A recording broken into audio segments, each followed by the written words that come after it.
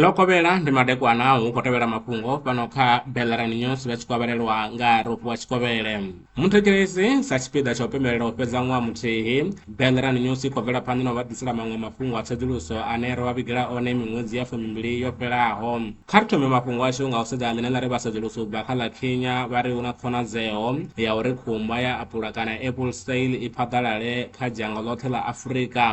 Iyo khumba ine vhubva hayo ndi Amerika Tshipembe i khou tshinyadza masimu a raisi kha ḽa Kenya. Tsedzuluso yo gandiswaho kha dzhenala ya CABI Agriculture and Bioscience yo wana uri mashango ane a vha khomboni ya u ṱhaselwa nga khumba ya apula ndi Malawi, Madagascar, Uganda, Mozambique, Tanzania na Ethiopia.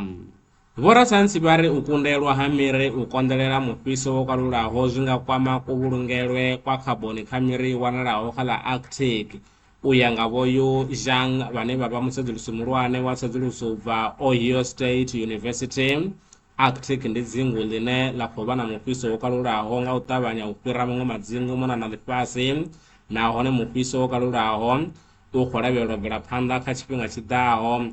Mawanwa a u gandiswa kha dzhenala ya Nature, Ecology and Evolution.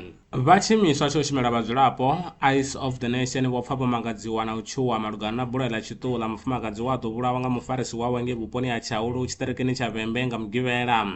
Zwo ralo vho sumbedzisa uri sa dzangano ḽo ḓisendekaho kha tshitshavha vha khou ita khuwelelo kha miraḓo ya tshitshavha, nga maanḓa vha una uri vha takuwe vha sedzane na dwadze ḽa khakhathi dzo ḓisendekaho kha mbeu na u vhulawa ha vhafumakadzi. U vha hone ha itsho tshiimiswa hupfi zwi ṱoḓa uri hu vhe na vhuḓiimiseli ho engedzeaho nga muṅwe na muṅwe kha u lwa na GBVF. Vho dovha hafhu vha isa khuwelelo ya tshihaḓu kha mapholisa uri vha ṱavhanye vha fare muiti wa izwo. Kha ri pfe musi vho hopa u bva kha Eyes of the Nation vha tshi ṱalutshedza. The Eyes of the Nation has learned with shock the brutal murder of a woman by her partner at Tshaulu in the Vhembe district on Saturday. As a community-based organization, we call on community members, especially men, to rise up and confront the scourge of gender-based violence and femicide. The brutal nature of this incident calls for the heightened activism by everyone against GBVF. We commend the police for the speedy arrest of the perpetrator. Akho guma ngorali mafhungo pano kha Bellerani News muthetshelesi kha vha bvele phanḓa na u tevhelela hune vha ri wana fhaḽa kha Spotify, X, Twitter, TikTok khathihi na kha YouTube. Vha nga ḓi dovha hafhu vha ri tevhelela kha siaṱari ḽashu ḽa Facebook hune vha ri wana fhaḽa kha Bellerani News kana u ri founela kha 083 861 2263. Maṅwe mafhungo ndi vha vhuyela nao tshifhingani tshiḓaho.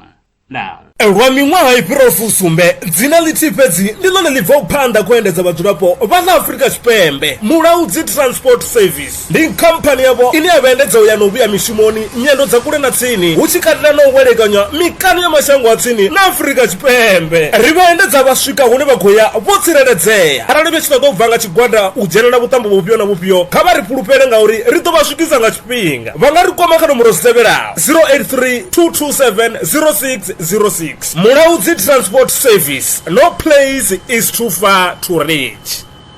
Wangani zwi ḓa kha sia ḽa masheleni, Bellerani Brands ndi thandulo yavho. Ri vha thusa musi wangani lwa shishi kha sia ḽa masheleni. Ṱhoḓea ndi dzi tevhelaho: ḽipi tsha muholo, tshitatamennde tsha bannga tsha miṅwedzi miraru, khophi ya basa na ḽiṅwalo ḽine ḽa sumba hune vha dzula hone. Vha ri kwame zwino 083 861 2263. Email ndi info@belleranibrands.co.za. Bellerani Brands ndi vhahadzimiswa wa masheleni vho ḓi ṅwaliselaho.